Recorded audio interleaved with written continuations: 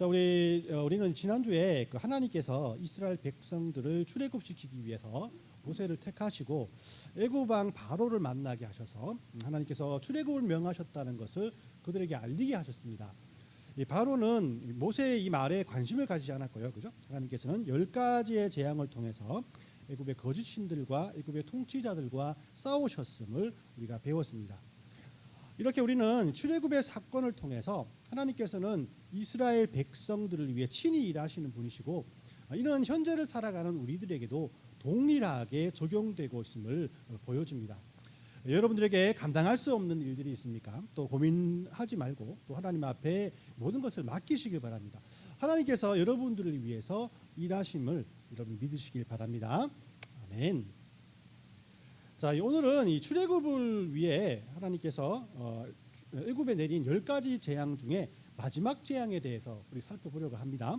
우리가 지난 주일에 배운 10가지 재앙 순서 외우는 방법 한번 알아보셨죠, 그죠? 한번 더 복습해 보도록 하겠습니다. 네, 피게이파 악도금의 어장 이렇게 되죠. 피게이파 악도금의 어장. 뭐 그렇게 또 여러분들 뭐 힘들게 외우지 마시고요. 이런 게 있다라는 것들 한번 생각해 보시기 바랍니다. 자, 어둠은 언어는 어둠을 말하죠, 그죠? 장은 뭐예요? 장자의 죽음이라는 재앙입니다. 하나님께서는 장자의 죽음의 재앙을 내리면서 이 재앙을 통해서 바로가 이스라엘 백성들을 애굽의 종살이에서 풀어줄 것을 말씀을 하셨고요. 또 이를 기념하기 위해서 이스라엘 백성들에게 유월절 절기를 만들어 지키라라고 명령을 하셨습니다.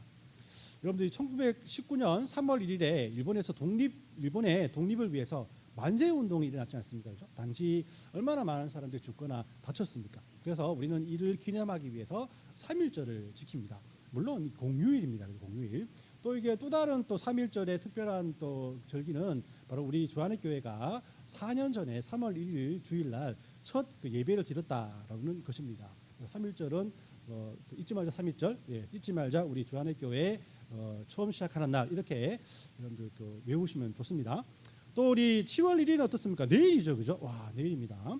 캐나다가 실제로 영국에서 독립해서 연방 정부를 만들었던 것을 기념하기 위해서 캐나다 데이를 만들고, 그죠? 또 이를 기념하고 있죠. 이날도 역시 공휴일입니다. 이날 일하시면 또 더블을 받죠. 여러분들 좋은 날입니다. 이 마찬가지로 이게 하나님께서는 이 출애굽을 기념하기 위해서 유월절을 만들어 이스라엘 백성들이 대대로 이를 기념하도록 만들었습니다. 3.1절도 나름 의미를 가지고 있고 또 캐나다 데이도 나름 의미를 가지고 있지 않습니까? 하나님께서 명령하신 이 유월절에도 하나님의 뜻하신 의미가 분명히 있다라는 것입니다. 그래서 오늘은 하나님께서 지키라고 만들어 주신 이 유월절, 이 첫 유월절에 하나님께서는 어떤 의미를 우리에게 부여하고 있는가, 여기에 대해서 우리 한번 살펴보도록 하겠습니다. 하나님은 유월절을 통해 우리에게 크게 3가지의 교훈을 주고 있습니다. 그 첫 번째 교훈은 유월절은 임박한 심판을 경고하는 것이다라고 말씀을 드립니다. 10가지 재앙은 애굽 사람들에게 엄청난 혼란을 가지고 왔죠. 자신이 그렇게 숭배하고 믿던 신들이 자신의 삶에 실제적으로 나타났을 때 애굽 사람들의 삶은 행복한 삶이 아니라 너무나 피폐한 삶이 되었습니다. 여러분, 개구리들이 득실거리는 거리와 또 창궐하는 이와 파리는 가축과 사람들에게 그런 심한 피부병을 가지고 왔고요. 또 하늘은 우박을 내려서 농작물에 큰 피해를 입혔습니다. 메뚜기 때는 우박이 남겨놓았던 그 모든 농작물까지 싹쓸이해 갔었죠. 그리고 애굽 사람들이 가장 중요하게 섬겼던 태양신은 이제 빛을 잃어서 흑암이 이 세상을 뒤덮였다라는 것입니다. 이런 하나님의 재앙은 여러 가지 패턴을 가지고 있습니다. 그 중에 하나가 바로 이 모든 재앙은 갑자기 애굽 사람들에게 엄습한 것이 아니라 하나님께서 반드시 그 모세를 통해서 각 재앙에 대해서 경고를 해 주었다는 것입니다. 물론 이 경고를 바로는 바로 무시했죠. 그리고 바로가 무시하자마자 이 재앙이 애굽 사람들을 덮치게 되었다라고 성경이 말하고 있습니다. 자, 오늘 우리가 읽은 그 10번째 재앙에 대한 하나님의 경고의 말씀은 하나님께서 10번째 재앙을 모세를 통해서 바로에게 경고를 하는 그런 모습을 우리에게 보여줍니다. 5절 말씀을 보면 애굽 땅에 있는 모든 처음 난 것은 왕위에 앉아 있는 바로의 장자로부터 맷돌 위에 있는 몸종의 장자와 모든 가축의 처음 난 것까지 죽으리니라고 이렇게 경고를 합니다. 애굽 땅의 모든 처음 난 것은 즉 사람으로 말하면은 장자일 것이고 또 가축으로 말하자면 가축 중에 가장 아끼고 또 좋아하는 가축일 것인데 그것을 모두 죽이시겠다라고 하나님께서 경고를 하시는 겁니다. 물론 이 경고도 바로가 무시하자 또 하나님께서는 마지막 재앙을 애굽 땅에 내리게 된 것이죠. 그럼 궁금한 것이 있습니까? 궁금한 것이 있습니다. 왜 하나님은 계속해서 장자에 닥칠 재앙과 10가지 재앙들을 계속해서 애굽 사람들에게 경고를 통해서 알려주시는 것일까요? 여러 가지 이유가 있겠지만 그 첫 번째 이유는 이 재앙이 우연으로 임한 것이 아니라 분명히 하나님께서 이 재앙을 내리셨다는 것을 모든 사람들에게 알리게 하기 위한 그런 이유가 있다라는 것입니다. 두 번째 이유는 애굽 왕 바로에게 또 다른 기회를 주기 위한 것이라는 겁니다. 이 경고를 듣고 자기의 마음을 뉘우치면 이 재앙을 하나님께서 거두어 가시겠다는 겁니다. 그러나 이 그 바로 왕은 어떻습니까? 열 번째 그 기회를 줄지라도 그 기회를 하나님을 위해 쓰지 않았다는 겁니다. 자, 세 번째 이유는 재앙을 겪은 애굽 사람들이 이 재앙에 대해서 핑계하지 못하게 하는 그런 의미가 있다라는 겁니다. 하나님이 이렇게 임박한 심판을 경고하시는 하나님이십니다. 예수님께서 이 땅에 오셔서 공생의 기간을 지내시고 많은 것들을 예언하셨어요. 그리고 그 예언들은 예수님이 돌아가시기 전에 모두 응답을 받았습니다. 그러나 그중 단 한 가지 지금도 이루어지지 않고 있는 것이 있는데 그것이 바로 예수님의 재림입니다. 예수님께서 이 땅에 재림하시는 이유가 무엇입니까? 바로 앞에서 우리가 암송했던 이 사도신경에 나와 있듯이 산자와 죽은 자를 구원받는 자와 구원받지 못한 자를 심판하러 오신다는 겁니다. 이렇게 예수님의 심판 역시 모든 사람들에게 경고를 하셨고 그 경고는 분명히 이루어질 것이라고 성경은 우리에게 말씀을 하고 있는 겁니다. 자, 비록 예수님이 오실 날은 우리가 알 수 없으나 예수님께서 이렇게 미리 경고하셨기에 우리는 두렵고 떨리는 마음으로 이 날을 기대하며 살아가야 할 것입니다. 이런 기다림을 통해 어떤 사람들은 회개하여 하나님께 돌아올 것이고 또 어떤 사람들은 믿음으로 준비하지 못한 어떤 사람들은 하나님께서 이 땅에 오실 때 그들이 핑계치 못할 엄중한 표식이 바로 이런 하나님의 경고의 말씀이라는 것입니다. 두 번째로 6월절은 심판에는 반드시 희생이 필요하다라는 그런 교훈을 우리에게 주고 있습니다. 하나님께서 10번째 재앙을 애굽에 내렸을 때 애굽 땅의 모든 장자는 죽임을 당할 것입니다. 그러나 하나님께서는 이스라엘 백성들에게 이 죽음을 피할 방법을 말씀해 줍니다.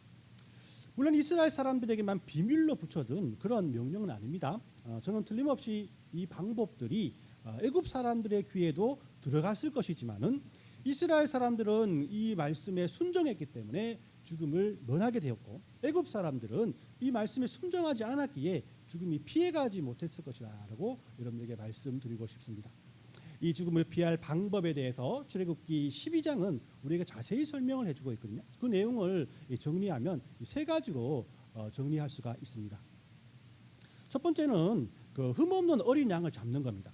잡을 어린 양은 흠이 없고 1년 된 수컷이라고 이렇게 말씀을 하죠. 그리고 각 사람들이 먹을 수 있을 분량대로만 어린 양들을 계산해서 막 잡지 말고 어린 양을 계산해서 잡으라고 합니다. 왜냐하면 잡은 양을 모든 가족들이 하나도 빠짐없이 먹어야 하기 때문이죠. 자, 두 번째 방법은 어린 양을 잡고 난 다음 그 피를 집의 문설주에 바르는 것입니다. 집의 문설주에 그 바르는 이유는 죽음의 천사가 집 문설주를 보고 그 집을 넘어갈 것이라고 말씀을 합니다. 우리 출애굽기 12장 13절 말씀을 보면 내가 애굽 땅을 칠 때에 그 피가 너희가 사는 집에 있어서 너희를 위하여 표적이 될지라 내가 피를 볼 때에 너희를 넘어가리니 재앙이 너희에게 내려 멸하지 아니하리라라고 말씀을 하죠. 자, 그래서 6월절을 영어로는 패스오버라고 하죠. 그죠? 넘어갔다라는 뜻입니다. 죽음에서 넘어간 날이 바로 6월절이라고 하는 것이죠. 그러나 6월절의 그 문설주에 바른 피는 부적같이 죽음을 피하는 능력이 있었기 때문에 거기에 바르라 하는 그런 의미는 아닐 것입니다. 그 피는 그 집에 이미 심판이 내려졌다라는 표시이죠.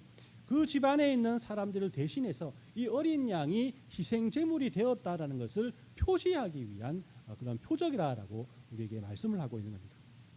자, 세 번째는 재앙이 내리는 그날 밤에 집안에 있는 모든 사람들은 잡은 양을 가지고 식사를 하라라는 것입니다. 출애굽기 22장 8에서 11절까지 말씀을 보면요, 잡은 양을 어떻게 처리해서 먹어야 할지에 대해서 우리에게 자세히 알려줍니다. 우리 긴 내용입니다만은, 긴 내용입니다만은 우리 함께 읽어보도록 하겠습니다. 그날 밤에 시작.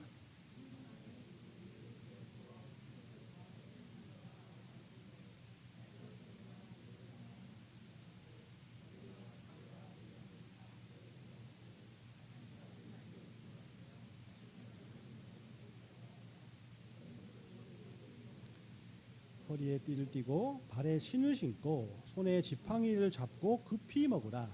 이것이 여호와의 유월절입니다. 이렇게 말씀을 하죠. 이 고기와 내장과 같은 부산물은 반드시 구워 먹고요. 삶아 먹지 말라, 국 끓여 먹지 말라는 겁니다. 먹을 때는 무교병과 쓴나물과 함께 먹으라. 쌈 싸 먹으라는 거죠, 그죠? 또 무교병은 효모를 쓰지 않는 떡을 말하고요. 또 쓴나물은 애굽에서 겪은 노예로서의 고된 삶을 의미한다라고 말씀을 합니다. 고기가 남으면 안 됩니다. 남은 고기는 틀림없이 태워야 할 것이고요. 먹을 때는 그냥 먹지 말고 허리에 띠를 띠고 발에 신을 신고 손에 지팡이를 잡고 급히 먹이라라고 합니다. 군대에서 보면 5분 대기조라고 있지 않습니까? 그죠? 5분 만에 빨리 출동할 수 있는 그런 모습으로 밥을 먹으라라고 말씀을 합니다. 언제 출발할지 모르게 항상 긴장하는 마음으로 유월절을 맞이하라라고 말씀을 하고 있는 것이죠. 2월절의 이 세 가지의 모습은 우리의 구원과 매우 닮아 있다라는 생각을 해봅니다. 먼저 어린 양을 잡을 때 흠없는 양을 잡는 것은 하나님께서 흠이 없기 때문이 아니겠습니까? 이 세상에 흠이 없는 피조물이 누구겠습니까? 하늘 보좌를 버리고 이 땅에 우리의 모습으로 오신 예수님밖에 없지 않습니까? 이 흠없는 양은 바로 예수님을 상징한다라는 것입니다. 예수님께서 죄로 죽어야 할 우리를 대신해서 희생 제물이 되어 주셨다라는 것이죠. 그리고 어린 양의 피가 문설주에 발리우면 죽음의 천사가 그 피를 보고 넘어간 것처럼 우리 역시 예수님의 보혈의 피로 죄와 사망이 우리를 넘어가 진정한 구원을 얻게 되었다는 것을 바로 얻게 되었다는 것을 유월절은 우리에게 말씀하고 있다는 것입니다. 마지막으로 이스라엘 사람들은 죽음의 비명이 들리는 그 첫 유월절의 밤에 집안에서 두렵고 떨리는 마음으로 어린 양을 먹으며 식사를 했고 이 식사를 통해서 그들에게 위로와 안식이 전해졌다는 것입니다. 자, 이 유월절의 저녁 식사는 곧 예수님께서 십자가를 지시기 전 제자들과 함께 나누었던 마지막 만찬, 곧 성만찬을 우리에게 말씀하고 있습니다. 우리는 성만찬을 통해서 떡과 잔을 마시고 예수님께서 우리를 위해 흘리신 피와 예수님께서 우리를 위해 지키신 살과 그 고난의 십자가를 묵상하면서 평안과 안식을 얻게 되는 것입니다. 마지막으로 유월절은 희생 뒤에 구원이 임한다라는 교훈을 우리에게 주고 있습니다. 자, 이렇게 유월절은 희생을 통해서 완성되어지는 우리의 구원과 동일하다라고 할 수 있습니다. 그 희생은 흠이 없는 예수님을 상징하는 어린 양이 되었고 또 예수님의 보혈의 피를 상징하는 문설주의 피로 이어졌고 또 예수님의 살과 피를 기념하는 첫 유월절 식사로 표현되었습니다. 자, 유월절이 이스라엘 백성들을 애굽에서 구원하시는 하나님의 큰 사역이라면 이는 희생을 통해서 완성되어지는 우리들을 구원하시기 위해서 하나님의 큰 구원하시기 위해서 자기 아들을 우리에게 주신 자기 아들을 우리를 위해서 희생시켜 주신 하나님의 큰 계획임을 우리는 확신할 수 있는 것입니다. 하나님은 이스라엘 백성들이 어린 양을 잡고 그 피를 문설주에 바르고 집안에서 식사 교제를 하던 그날 밤 애굽 땅 모든 곳에서 장자의 죽음을 내리게 됩니다. 출애굽기 12장 30절에 그 밤에 바로와 그 모든 신하와 모든 애굽 사람들이 일어나고 애굽에 큰 부르짖음이 있었으니 이는 그 나라에 죽음을 당하지 아니한 집이 하나도 없었음이었더라라고 말씀을 합니다. 결국 바로는 출애굽을 허락하게 되죠. 우리 32절에 보면은 너희가 말한 대로 너희 양과 너희 소도 몰아가고 나를 위하여 축복하라 하며라고 바로가 모세에게 말을 합니다. 이 출애굽의 사건은 어떤 면에서는 이렇게 축복의 사건이지만 어떤 사람들에게는 저주의 사건이라고 할 수가 있죠. 이스라엘 백성들에게는 축복의 사건이요 애굽 사람들에게는 저주입니다. 하나님을 믿고 하나님께 순종하는 사람들에게는 축복이고 또 하나님을 알지 못하고 하나님께 순종하지 않는 사람들에게는 저주라고 할 수 있습니다. 하나님께서 언약으로 택한 백성에게는 그 언약을 이루시는 하나님의 사랑을 확인하는 축복이고, 또 택함을 받지 못한 사람들에게는 저주의 사건이니 틀림없다라는 것입니다. 이런 어떤 인종 차별을 하거나 어떤 민족을 우대하는 그런 시선이 아닙니다. 성경은 모든 사람들이 죄를 범하였음에 하나님의 영광에 이르지 못한다고 말씀하고 있지 않습니까? 하나님의 시선으로 보면 모든 이 세상의 모든 사람들은 똑같은 죄인이란 것입니다. 똑같은 죄인이지만 하나님께서 그럼에도 불구하고 누구를 택한다는 것은 우리가 거기에 대해서 불만을 표시할 그런 문제가 아니라라는 것입니다. 우리는 단지 택함을 받은 것에 감사할 수밖에 없다라는 것입니다. 그렇기 때문에 택함을 받은 그리스도인들은 유월절을 더 나아가 우리의 구원을 이렇게 바라보아야 합니다.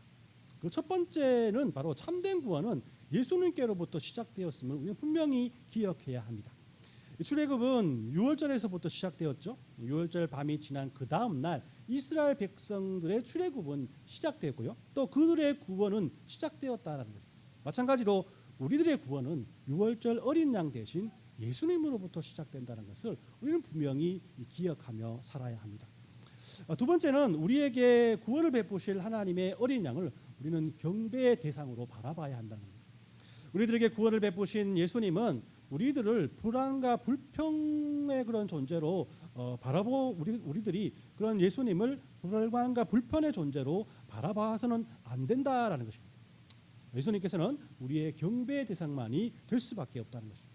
여러분들 이 큰 사고 현장에서 자신을 구출해낸 소방관에게 왜 다른 사람은 구출하지 못했냐고 원망하거나 충고를 해서는 안 되겠죠. 우리는 우리가 살아난 것에 대해서 감사할 뿐입니다. 그리고 그렇게 우리를 살린 사람에게 대한 고마움으로 우리의 평생을 살아가야 한다는 것이죠.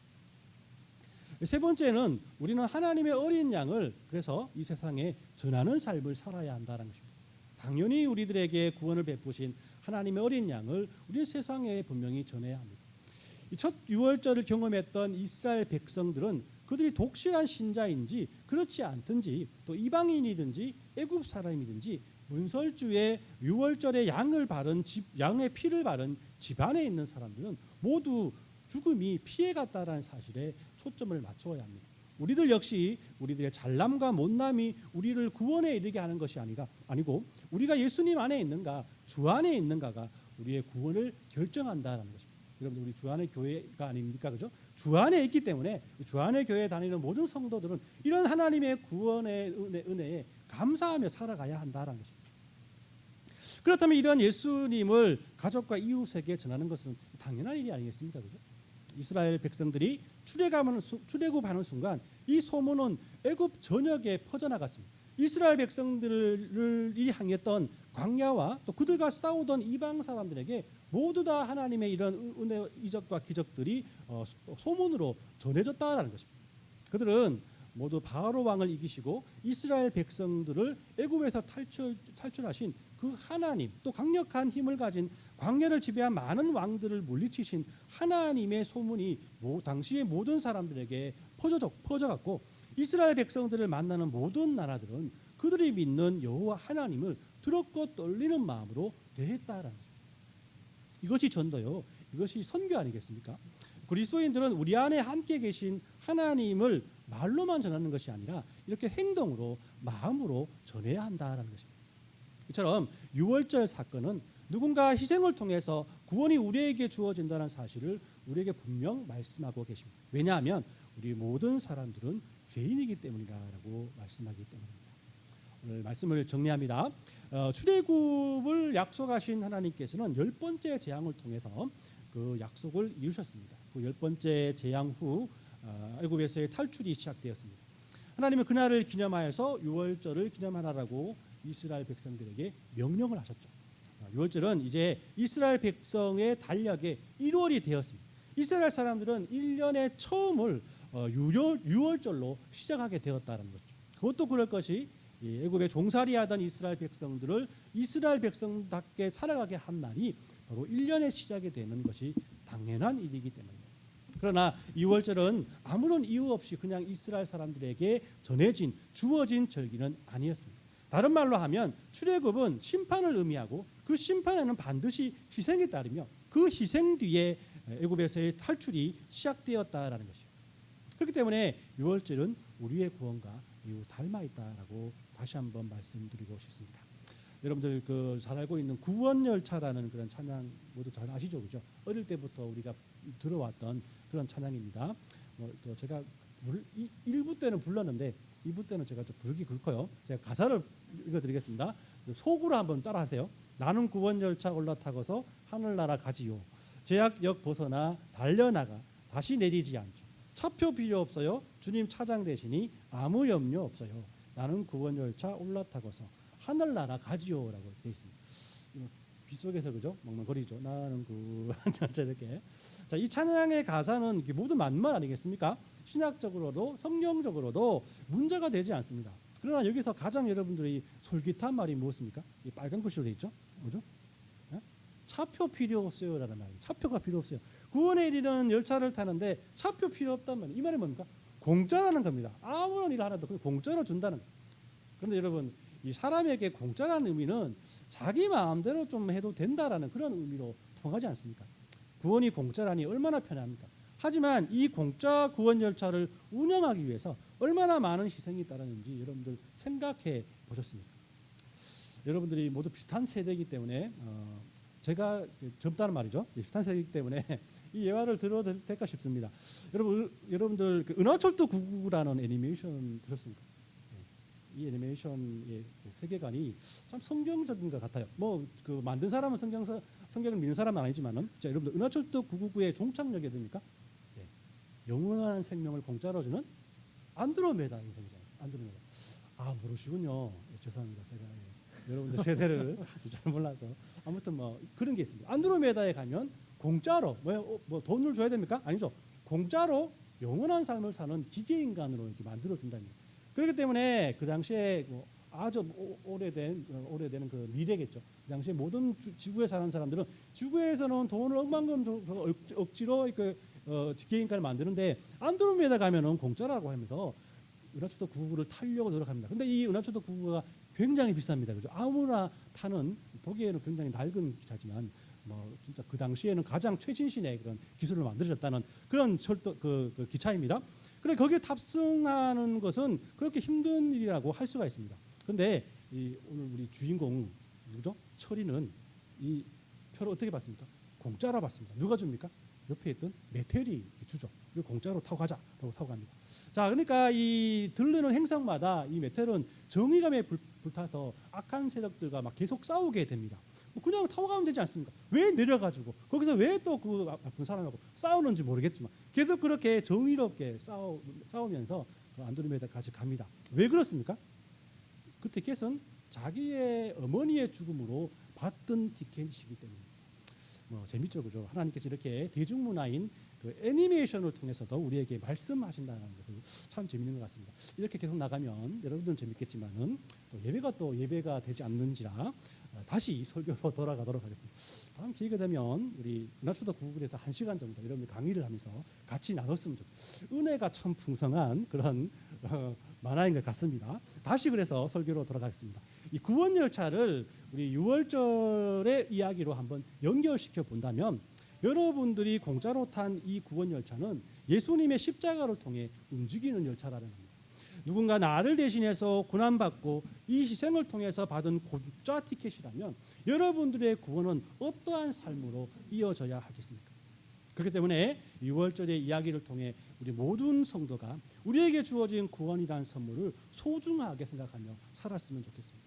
심판 때문에 구원이 있고 그 구원에는 반드시 희생이 따르다는 그런 진리를 잊지 않고 우리들을 구원해 주시기 위해서 십자가의 고난에 순종했던 그런 예수님의 은혜에 항상 감사하고 찬양했으면 좋겠습니다. 이 믿음이 어떤 상황 속에서도 우리들의 믿음을 흔들리지 못하게 한다는 사실을 우리가 분명히 알고 유월절 어린 양의 피를 의지하는 믿음이 넘어진 여러분들을 일으키고 쓰러진 여러분들의 영성을 바로 세울 수 있다는 믿음으로 하나님 앞에 간절한 마음으로 나가시는 저와 여러분들이 되었으면 합니다. 이런 하나님의 구원의 은혜와 예수님의 사랑이 우리들의 하루하루의 삶 속에 항상 넘쳐나시길 예수님의 이름으로 축원합니다. 아멘.